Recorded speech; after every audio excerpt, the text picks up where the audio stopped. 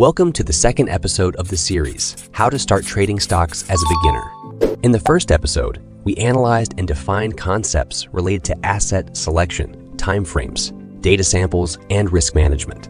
I shared with you the first indicator that is going to make part of my system, the average true range indicator. And today the real hustle is going to begin because we will test 50 different indicators to select the best one, which is going to be our entry trigger indicator.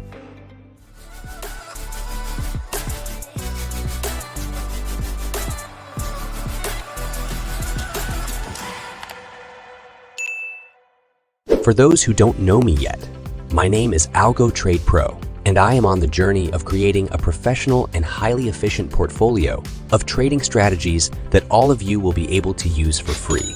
So far, I have built two amazing strategies, one for the crypto market and another one for the Forex market. Each one of these highly consistent and profitable strategies was meticulously crafted and analyzed previously on my channel, whose results on live trading have been amazing so far. So I invite you to check those series on my channel. And if you want to see the live trading results with the real and proven results of these strategies, check my free Discord channel and click on the ATP Portfolio channel. There you will find everything about these strategies. My Discord is absolutely free, so don't miss out. The link is in the description. I am also going to leave on the description the link to the first episode of this series, which is fundamental for you to understand what is going to happen today. So if you haven't seen it yet, go check it out. Let's now talk about the entry trigger or confirmation indicator. This type of indicator is intended to tell us when to enter and also when to exit from a trade. As such, it must be a balanced indicator, usually a trend or momentum one that does not give us entry signals either too early or too late, which keeps us in a trend for the time necessary to have the highest possible returns, and which has an acceptable win rate. In my crypto strategy, the best indicator for this purpose was the QQEMT4, and for my Forex strategy, it was the UT bot. But that doesn't mean that any of these indicators will also be the best one for this stock strategy. We need to perform a large backtest to discover the best entry trigger indicator for this market. For that, I'm going to test several indicators with this function, and I will divide the backtests into two. In the first one, I am going to test 50 different indicators, and I will only use the in-sample data of the 7 stocks I defined in the first episode.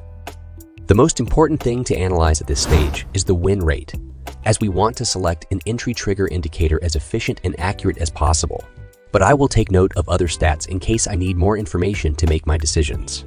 Therefore, I'm going to perform this in sample backtest on 50 different indicators, and then I am going to show you the results before moving forward to the out-of-sample test.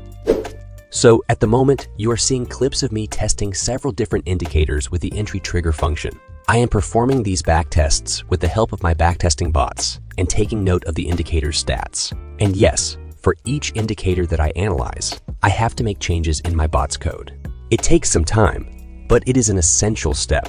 And of course, in this way, the backtest process becomes much faster. In 1 hour, I can probably make backtesting work that would take you some months or even more to perform manually.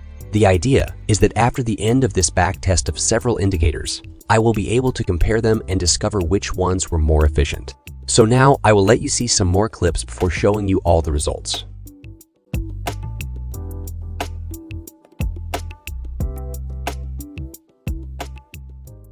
And after analyzing 50 different indicators, here are all the results. But before showing them, I just want to talk briefly about ATP, one of the best and most prestigious brokers that exist. Regulated with competitive spreads and commissions, with free and exclusive tools like Capitalize AI just for their clients, and with a reasonable minimum deposit of just $100. That, through my link that is in the description, will get you a free and lifetime access to the complete ATP portfolio of trading strategies. To know more about this opportunity and to discover why I am being so generous, go check the 8th Broker channel on my Discord.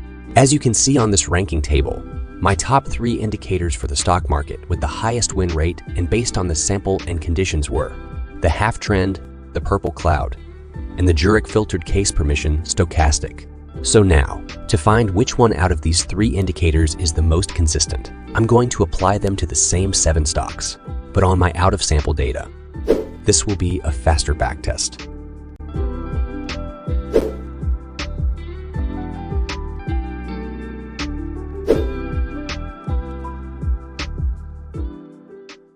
Here we have the results of both samples of the 3 best tested indicators side by side. As I mentioned in my other strategies creation series, for an indicator to be consistent, it should not have a difference greater than 15 to 20% when comparing stats, and in this case, as we are still only evaluating the performance of the entry trigger indicator, we should only look at the win rate stat difference. As we can see, the 3 indicators respect this rule and prove to be quite consistent. But since we only want one, then we have to evaluate other metrics. Looking at the average annual net profit, we can see that the most stable indicator is the purple cloud, with a simple difference of 8.2% between the 2 samples. Of course, as I mentioned, at this stage, it is not very relevant to analyze the net profit, as it will still vary considerably when we add other indicators, and especially when we use our secret method to scale our profits. But nevertheless, the fact that this indicator has this statistic more similar is a great sign. Secondly, regarding the win rate values, we can see that on average, the purple cloud is the indicator that presents a higher win rate and on the same average number of trades as the other 2 indicators.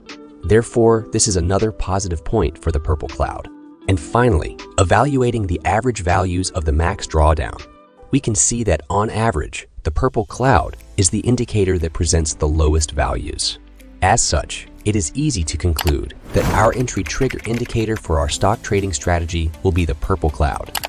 Of course, you can and should do your backtests to find out if this indicator can work well in your strategy as well or not.